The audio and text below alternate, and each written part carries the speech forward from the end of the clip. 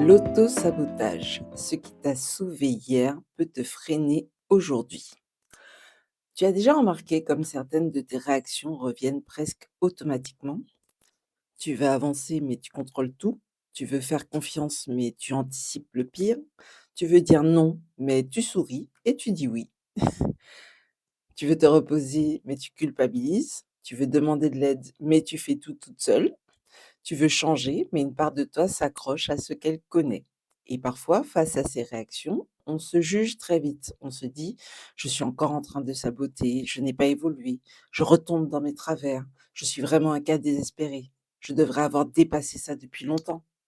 Mais si ce que tu appelles sabotage n'avait pas toujours été là pour te freiner, si ce que tu appelles défaut n'en avait pas toujours été un, et surtout, si ce que tu appelles blocage était une ancienne stratégie de survie qui continue à dérouler son script de base, même quand le contexte a changé.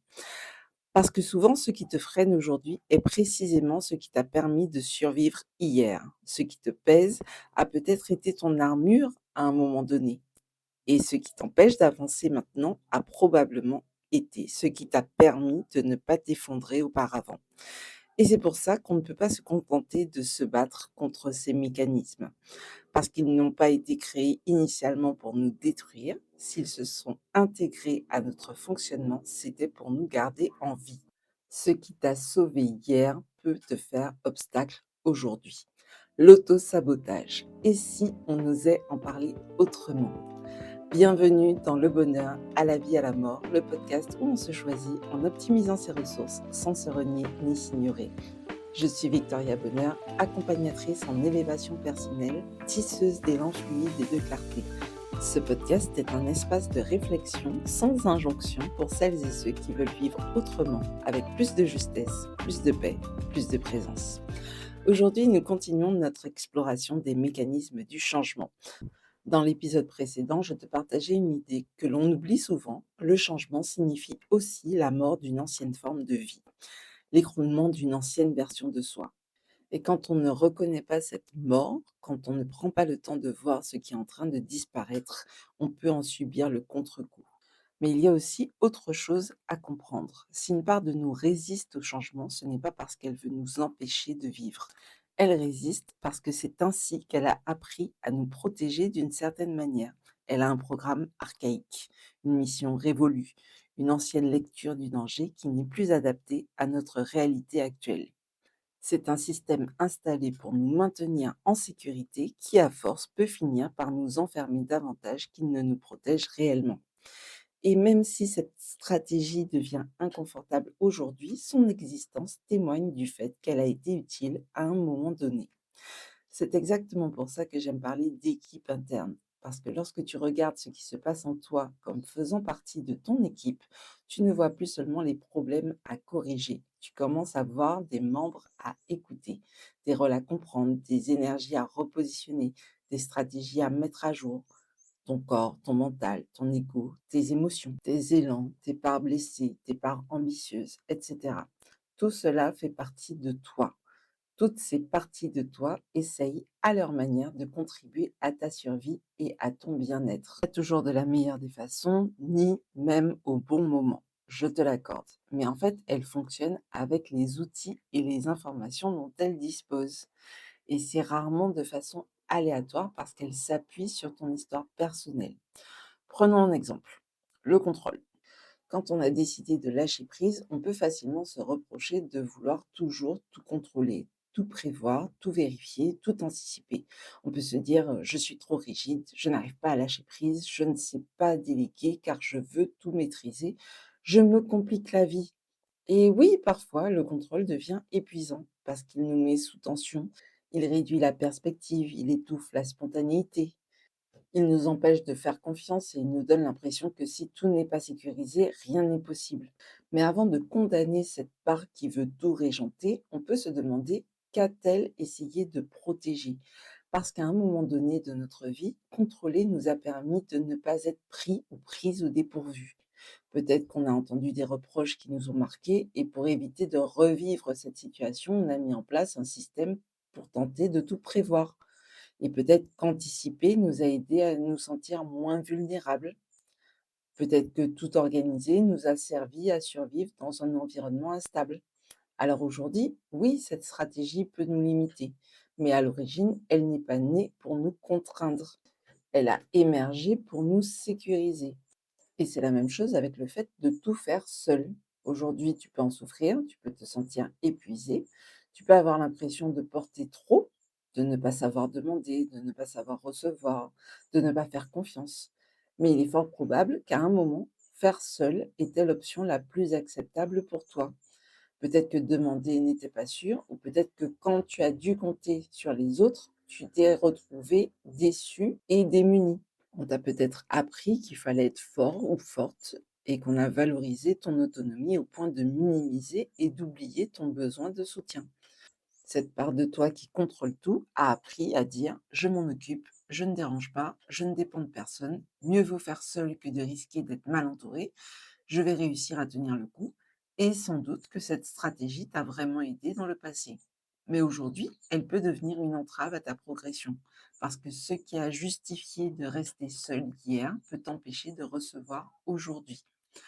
On peut aussi parler du people pleasing, cette tendance à vouloir faire plaisir aux autres au détriment de nos limites et de dire systématiquement oui à une demande qu'on reçoit.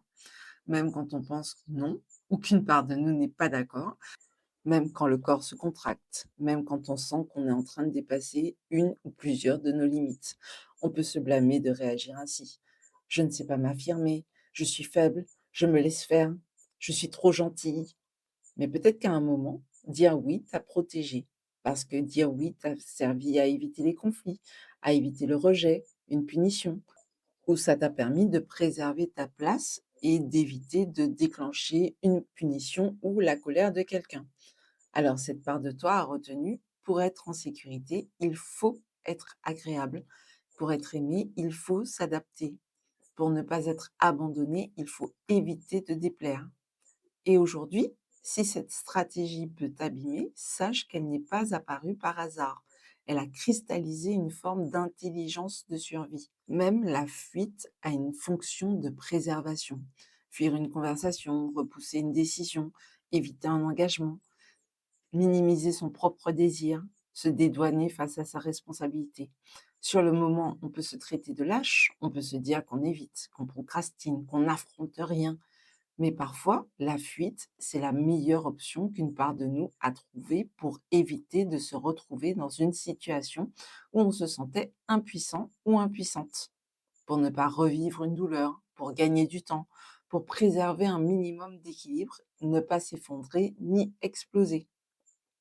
Cela ne veut pas dire que le mode de la fuite doit continuer à être ta seule option face à une situation délicate.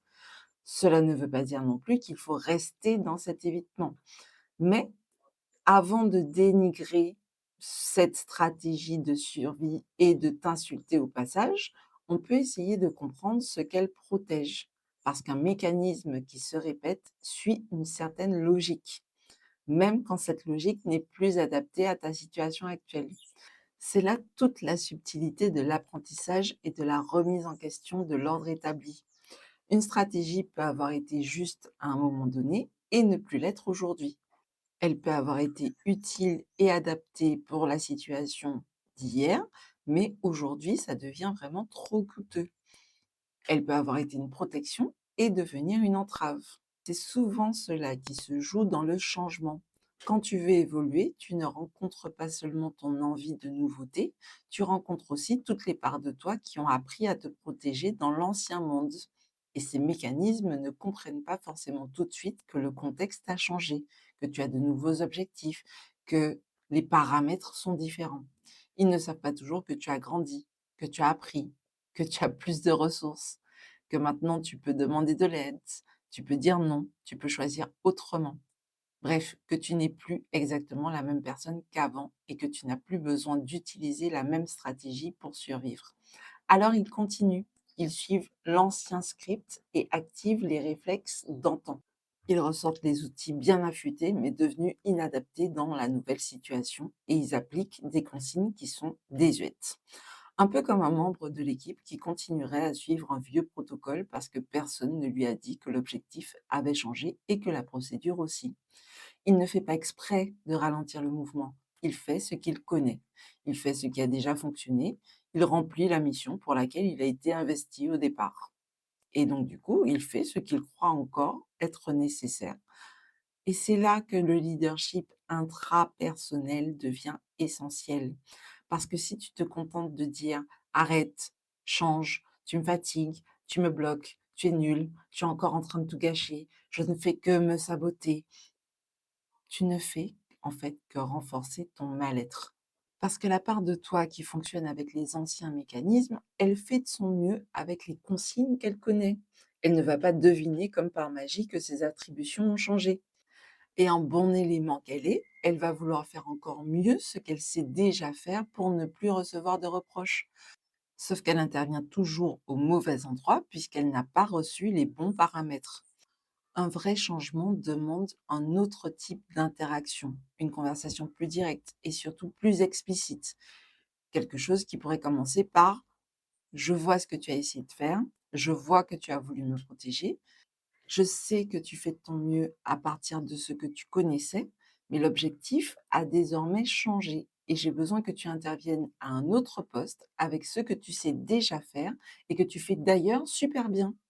Et c'est là que la relation avec toi-même peut commencer à évoluer. Pas parce que tu effaces l'ancien mécanisme tout d'un coup, mais parce que tu arrêtes de le traiter comme un ennemi. Tu l'abordes comme une valeur sûre, une ressource qui a besoin d'être réorientée. Et pour moi, il y a une formule qui peut soutenir ce mouvement intérieur, c'est ma formule à moi, inspirée de Ho'oponopono. Désolé, pardon, merci, je nous aime. Cette formule, pour moi, c'est une manière de renouer avec son équipe interne sans déclarer une chasse aux sorcières.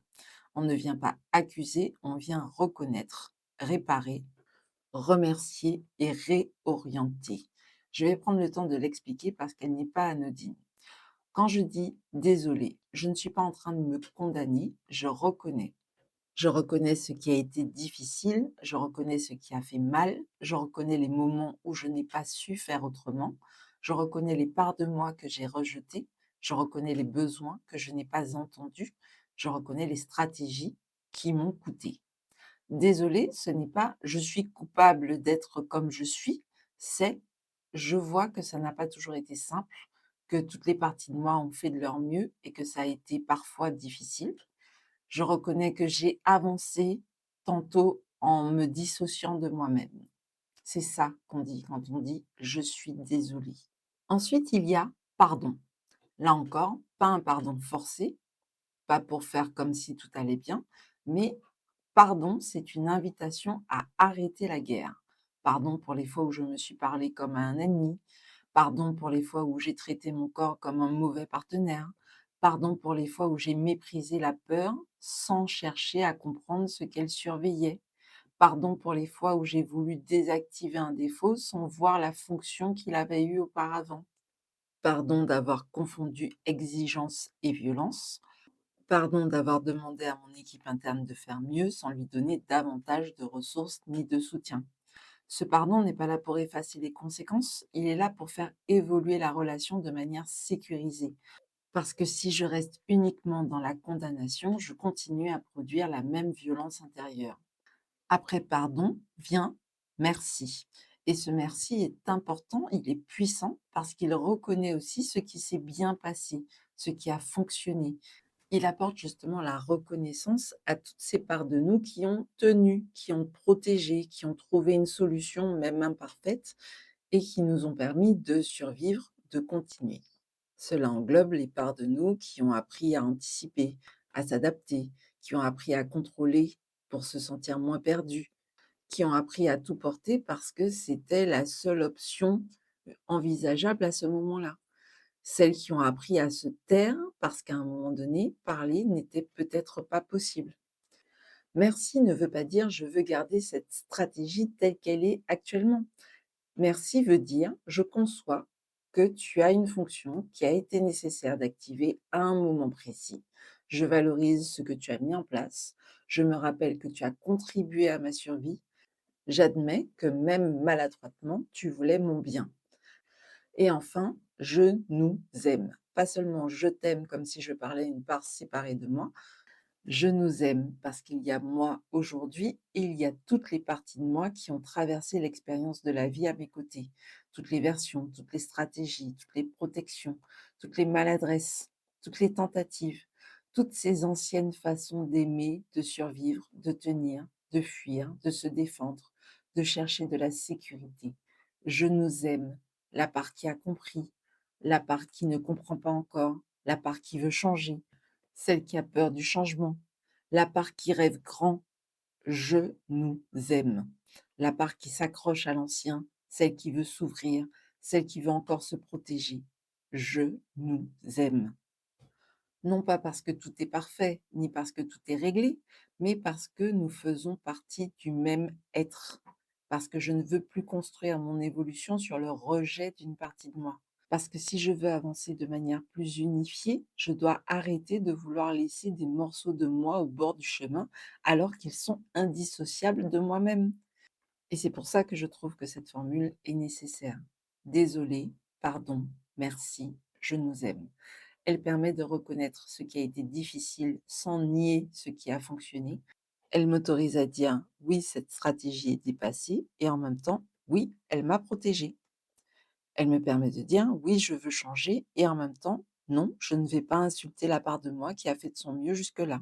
Et je crois que c'est très important parce que beaucoup de personnes essayent de changer en humiliant leur ancien fonctionnement.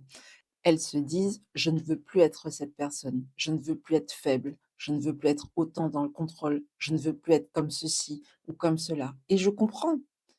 Parfois, on est fatigué de soi-même, fatigué de ses schémas répétitifs, fatigué de ses réactions automatiques, fatigué de se voir encore au même endroit malgré tous les efforts qu'on a déjà fournis. Mais si tu veux changer parce que tu ressens un certain dégoût de toi-même, cette sensation désagréable risque de t'accompagner tout au long du processus. Et il arrive qu'à force, tu deviennes particulièrement dur avec toi-même. Alors que l'objectif n'est pas de détester l'ancien soi pour se sentir bien dans la nouvelle configuration. L'objectif est de comprendre ce qui s'est passé, de reconnaître ce qui t'a protégé, de voir ce qui n'est plus adapté, puis de se repositionner. C'est l'occasion de dire à un ou plusieurs membres de son équipe: tu as fait ton travail comme tu pensais devoir le faire et tu as fait de ton mieux. Maintenant, le contexte a changé, nous avons un nouvel objectif, j'ai besoin de toi autrement. Tu n'as plus besoin de bloquer tout le passage, tu peux m'aider d'une autre façon. Par exemple, si le contrôle a longtemps protégé ta sécurité, tu n'as pas forcément besoin de l'éliminer. Tu peux lui donner une nouvelle fonction. Au lieu de contrôler chaque détail, il peut t'aider à préparer les grandes étapes importantes. Au lieu de chercher à tout verrouiller, il peut t'aider à identifier ce qui est vraiment prioritaire et t'alerter sur les points d'achoppement. Au lieu de surveiller tout et tout le monde, il peut t'aider à clarifier tes besoins et tes limites. La peur que tu ressens est là pour t'alerter des dangers. Tu n'as pas besoin de la ridiculiser. Tu peux lui dire merci de vouloir me protéger. Maintenant, j'ai besoin que tu m'aides à repérer aussi les ressources, pas seulement les risques. Et si ton besoin de reconnaissance a longtemps cherché à prouver ta valeur, tu n'as pas besoin de l'écraser. Tu peux lui dire, je vois que tu veux que j'ai une place qui me valorise, je vois que tu veux que je compte, mais nous n'allons plus construire toute notre vie sur l'attente d'une validation extérieure. Je suis en mesure de valider ma valeur moi-même. Si la tendance à fuir a longtemps évité l'effondrement, tu n'as pas besoin de la mépriser. Tu peux lui dire: je comprends que tu aies voulu nous sortir de ce qui semblait trop intense. Maintenant, je vais apprendre à rester avec moi petit à petit, avec plus de soutien, et ta capacité à réagir vite et à repérer le danger, je vais la mettre à profit de mon efficacité pour traiter les situations de crise et développer mes aptitudes à mieux les vivre. Et tu vois, il ne s'agit pas d'effacer ce qui existe, il s'agit de mettre à jour. Ce qui t'a sauvé hier n'a pas besoin d'être détruit aujourd'hui. Mais il ne peut pas toujours continuer à intervenir dans ta vie de la même façon qu'il faisait jusqu'ici. Et c'est ça la nuance la plus importante selon moi, parce que honorer une stratégie ne veut pas dire lui laisser tout le pouvoir. Comprendre le fonctionnement d'une part de soi ne veut pas dire la laisser tout régenter. Accepter les membres de son équipe avec leurs forces et leurs limites, c'est nécessaire. Ton rôle, c'est de poser le cadre de leur champ d'application de sorte que cela te soutienne réellement en fonction de tes objectifs du moment, en tant que leader et pas seulement en tant que coordonnateur. Un vrai leader, il écoute, il garde le cap, il reconnaît le passé et il ajuste le présent. Il respecte les anciennes stratégies de protection et il les remet en question si nécessaire pour qu'elles n'empêchent pas la vie de suivre son cours. Et c'est là que le changement devient particulièrement intéressant et exempt de violence inutile. Pas sans inconfort, ni sans effort, mais avec une responsabilité assumée, sans guerre intérieure permanente. Dans le prochain épisode de cette série sur les mécanismes du changement, nous parlerons justement de la manière d'accompagner au mieux son propre changement. Parce qu'on ne peut pas simplement décréter «maintenant je change» et s'attendre à ce que tout notre système intérieur suive sans information ni préparation. Pour aujourd'hui, j'aimerais que tu retiennes surtout ceci. Ce qui te freine aujourd'hui a eu une utilité auparavant. Ton ancien fonctionnement n'est pas ton ennemi. Il est une ancienne réponse devenue obsolète, une protection de base qui demande à être réorientée.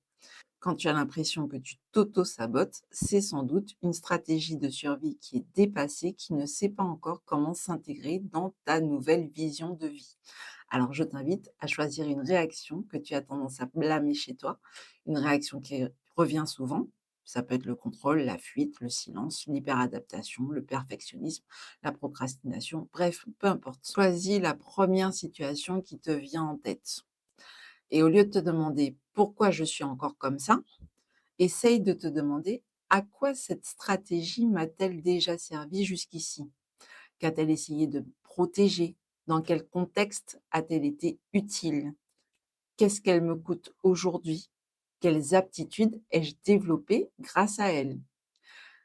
En me basant sur ces compétences, quelle nouvelle place pourrait-elle occuper de manière plus judicieuse dans le nouveau plan pour atteindre mon objectif? Tu laisses venir spontanément les réponses qui te viennent à l'esprit. Et ensuite, si tu le sens, je t'invite à poser une main sur ton cœur ou à simplement prendre une profonde respiration et répéter doucement: «Désolé pour ce qui a été difficile, pour ce que je n'ai pas su entendre, pour les parts de moi que j'ai rejetées. Pardon pour la guerre intérieure, pour les jugements, pour les violences que j'ai ajoutées à ce que je traversais déjà. Merci de faire partie de mon équipe, pour l'expérience de ce qui a fonctionné et de ce qui a été loupé, pour ce qui m'a protégée, pour ce qui m'a permis d'arriver jusqu'ici. Je nous aime, moi d'aujourd'hui qui veut changer, moi d'hier qui a survécu, moi de demain qui aura réussi. Je nous aime, le moi qui a peur, le moi qui avance, le moi qui résiste encore, à tous les membres de mon équipe interne, je nous aime. Et peut-être qu'à partir de là, tu vivras le changement autrement, non pas comme une guerre contre ton ancien toi, mais comme un nouveau contrat avec ton équipe interne. Je t'invite à identifier le nouvel objectif que tu veux concrétiser, le dire à voix haute, sans avoir besoin de crier, juste pour que toi, tu t'entendes, et rajouter ceci: je fais équipe avec moi-même pour atteindre cet objectif et je fais confiance à toutes les parts de moi pour m'aider dans la réussite de ce projet. Je t'invite aussi à prendre le temps de noter ce que ça te fait de t'entendre dire ça. Parce que bien souvent, les pensées, c'est volatile, mais quand tu écris, eh bien, tu peux revenir dessus. Et si tu en ressens le besoin, n'hésite pas à réécouter les passages de cet épisode qui te font du bien autant de fois que nécessaire. Tu peux aussi me contacter pour te faire accompagner si tu sens que seul, c'est trop difficile pour le moment. Parce qu'on n'a pas besoin de se détester plus fort pour changer, on a besoin de se réconcilier avec soi-même et de se soutenir consciemment pour apprendre, avec amour et clarté, qu'une autre façon de vivre est possible maintenant.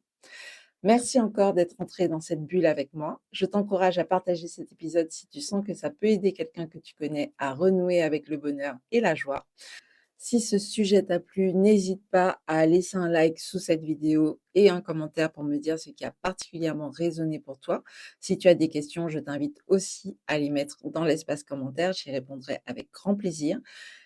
N'hésite pas à t'abonner à Victoria Porte-Bonheur pour soutenir la chaîne et pour écouter les prochains épisodes.